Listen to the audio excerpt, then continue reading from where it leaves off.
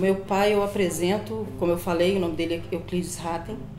A história do mestre Tatu e da própria luta livre. Mas ele foi um ícone.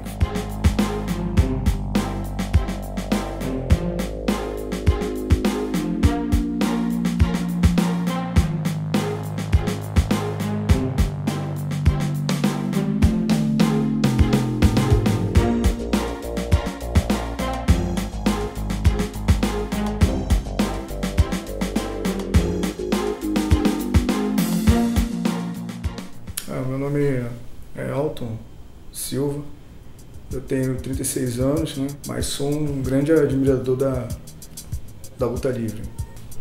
Meu nome é Verônica Ratten, eu sou filha do mestre Tatu, Euclides Ratten, o criador e desenvolvedor da luta livre brasileira. Na minha opinião pessoal, né, como historiador, ele foi um ícone das artes marciais no Brasil. Dos anos 30 aos anos 50, ele foi praticamente imbatível. O meu pai eu apresento, como eu falei, o nome dele é Euclides Ratten. Se estivesse vivo, teria completado em setembro 100 anos. Mas ele foi um ícone que foi, né, apagado da história, e a gente está tentando resgatar a história do mestre Tatu e da própria luta livre. O catch era o vale tudo da época. Essa conversa de que o catch era marmelada, era telecat, isso aí lá nos Estados Unidos já era, mas aqui ainda não era. Depois, na década de 40, para meados de 1940, o catch foi dividido em três. O catch, que era luta no duro, o catch, que era marmelada, que eram lutas combinadas, eles combinavam, pagava para perder ou perder, e o telecat, que era o catch teatral. Meu pai nunca fez.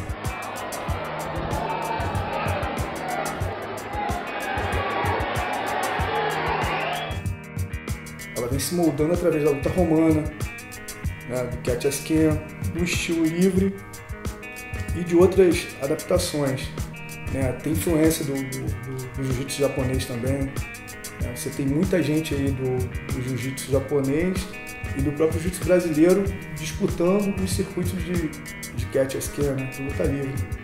Meu pai entrou para a CM com 14 anos, foi para o Remo, aos 17 entrou para o catch. Quando ele passou para o profissional, né, no meados de 35, 36, logo em seguida ele passou para o Dudu, que era campeão de luta livre americana na época, né? O Dudu, logo em seguida, não passou muito tempo, ele faleceu e passou a ser tanto o empresário como o treinador dele, o professor Luange, que ele era do jiu-jitsu, do judô.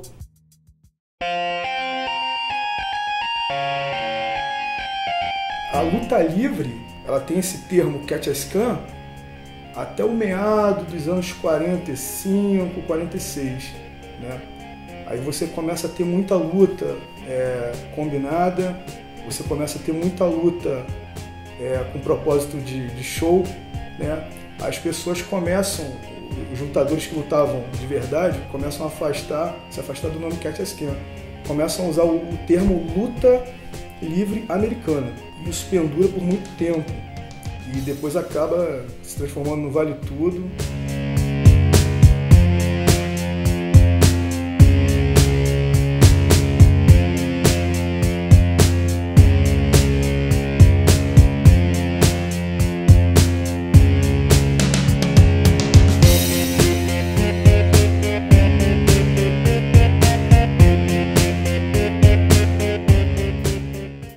No nosso apartamento ele tinha um quarto que era só tatame, e lá iam muitos amigos, alunos, pessoas que queriam treinar, aprender, né?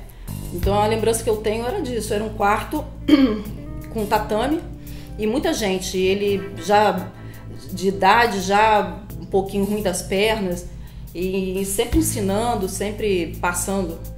E como profissional, na época existiam muitas empresas, né, de lutadores, empresas até estrangeiras, lutadores estrangeiros que vinham para cá e faziam circuitos de luta em todo o Brasil. E como ele começou a se despontar muito rápido, como ele era muito novo, ele começou muito novo, né? Os lutadores começaram a ver que ele poderia, né, ser um campeão até internacional, como foi, né?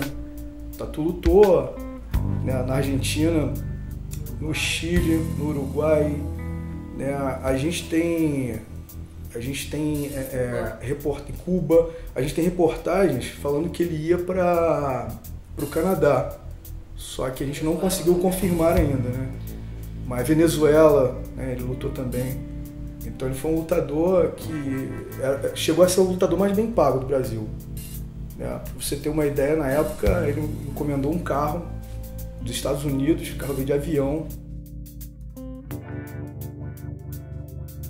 Foi instrutor em várias academias, ele teve a academia dele, mas muito antes de eu nascer.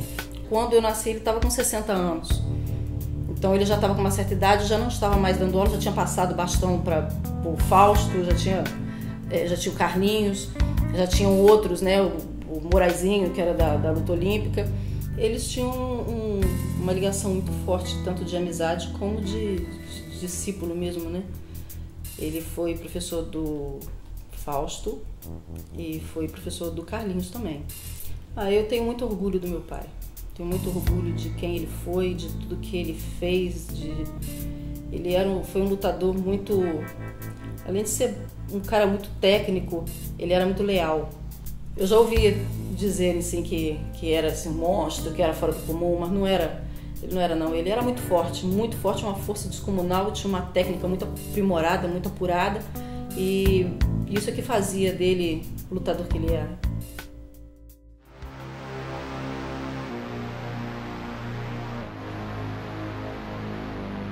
Acho que o grande problema, né, da luta livre não ter se desenvolvido tanto como o jiu-jitsu, eu acho que, pessoalmente falando, eu acho que foi a falta de organização mesmo. Né? Não tiveram uma visão na época como o jiu-jitsu teve, né, de criar uma federação. E a luta livre não faz isso. A luta livre ela continua isolada, né, grupos isolados, né, e não tem esse desenvolvimento.